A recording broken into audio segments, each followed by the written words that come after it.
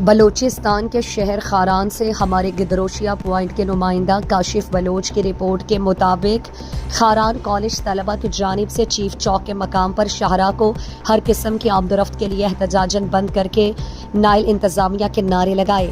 طلبہ مظاہرین کا یہ احتجاج گزشتہ دنوں 3 طالب علموں کے خلاف پولیس کی جانب سے FIR درج کرنے کے رد عمل میں کیا گیا۔ کالج طلبہ کا کہنا تھا کہ اپنے حق کے لیے احتجاج ہر شہری اور مظلوم کا حق ہے۔ گزشتہ دنوں مبینہ طور پر عبید اللہ کے جبری گمشدگی کے خلاف ریڈ زون میں جاری دھرنے میں اظہار یکجہتی کے لیے گئے ہوئے 3 طالب علموں کے خلاف FIR درج کرنا سراسر ظلم اور زیادتی ہے۔ ایسے اقدامات سے واضح ہوتا ہے کہ انتظامیہ طالب علموں کا تعلیم جیسے زیور سے دور اور شہر میں بدامنی پھیلانا چاہتا ہے۔